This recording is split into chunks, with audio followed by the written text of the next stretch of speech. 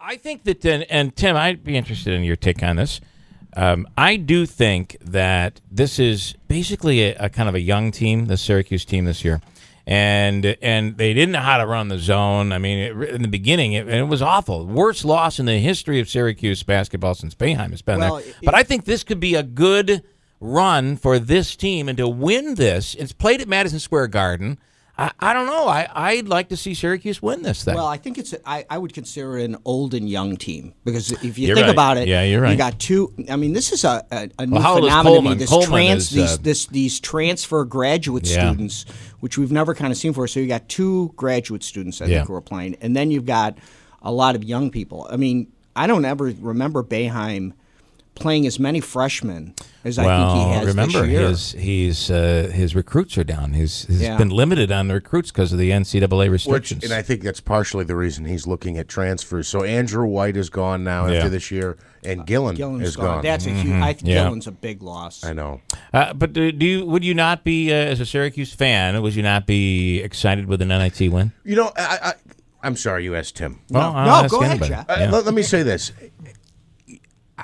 I'm not totally excited about being in the NIT, but if you lose to like Bakersfield, isn't that insult to industry? You're right. To and whatever. I had thought I don't ever remember Syracuse winning an NIT game, to be honest with you. But when I went back looking at the numbers, they really have. I mean, they usually get into the Final Four, but usually not losing in that first round.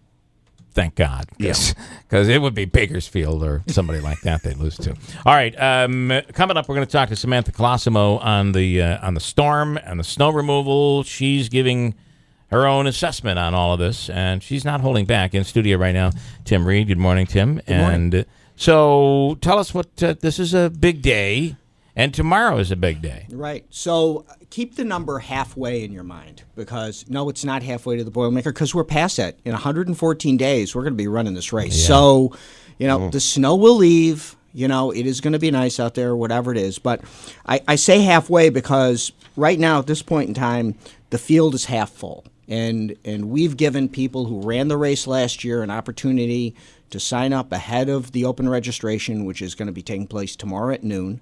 So as of this point, we've got a little over 7,200 slots available for the 15K, 2,647 for the 5K.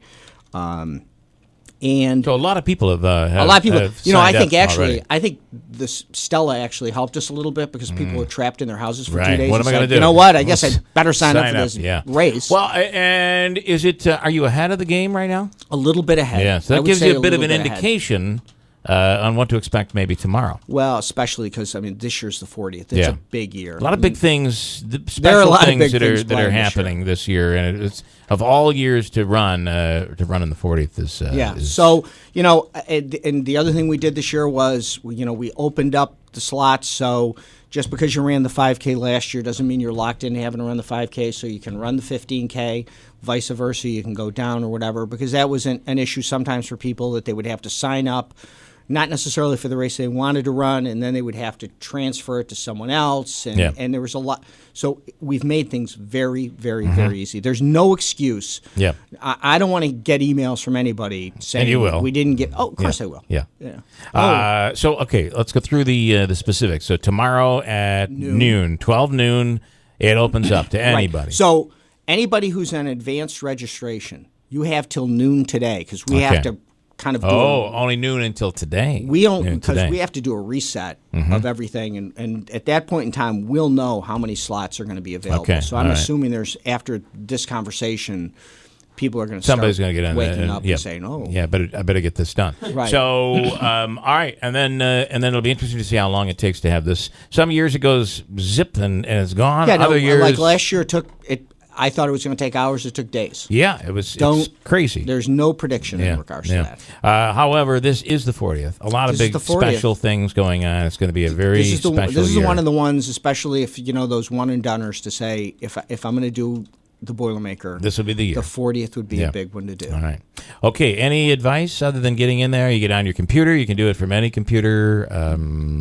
Right. Well, so we are doing something a little bit different this year, All and I'm going to kind of introduce Rebecca in regards to it to talk about Run For You and maybe a little bit about Charity Bib. Yeah, okay. Absolutely.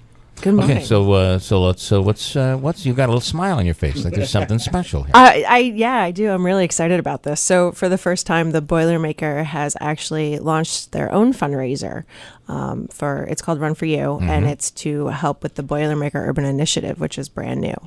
And we launched it when we opened registration last week for early registration, and we've already brought in over $13,000. Wow, that's really well done. Nice job. So I'm a little tired right now, Yeah. but I'm very excited about this. So Yeah. we've got some really great things that are happening in the Utica area. And that's been a thing I know that has been your push, Tim, from 4, 5, 6, 10 years ago. Really, to the Boilermaker does all these good things on this one weekend. What if it could do so much more as the year goes on and raise money? And you have and you're in West Utica. You have new neighbors over there that you're really trying to help out. The kids, that's really important. A lot about the kids. Yeah.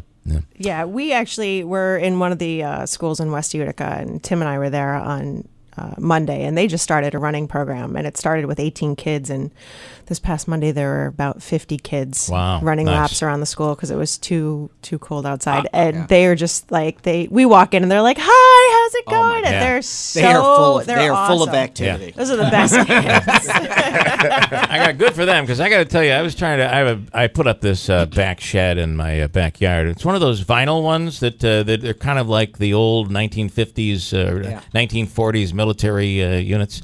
It's kind of a vinyl Quonset that goes hut. over it. What is it called? Quonset hut. Yeah, very nice. I mean, it'll withstand snow and rain and sleet, but not this snow. Right down, flattened out. So I'm trying to get back there to see if the thing has collapsed. And going through 40-plus inches of snow, that is not easy. It's a workout. It's not easy. So I'm like, man, I'm out of shape. I got to start running. And it's that time of year. It is that Get time out of there year. and run. There you go. Famous That's the last joke of the words day from right Bill. there. Yeah. It's that time of year. I didn't say it meant I was going to run. I just said it's that time of year. All right, hold tight. We are going to, so again, tomorrow, 12 noon. Today, 12 noon. For any of the advanced folks. Okay. And then after that, otherwise, they can't get in. Okay. So. All right, Rebecca and Tim, thank you so much. Appreciate it. Great job. And by one other thing, too. You said $13,000. What we're finding is a lot of small donations, which is really unique. Like one person, if I'm correct, gave $9 and 30 cents. Yeah. And Which Tim is, was walking what is around. that? He was like, "Why $9?" I'm like, 9.3 miles. Hello. All of a sudden, the light bulb. Of Hey, all listen, people. I'm only a first yearer. Okay. We'll break. We'll come back.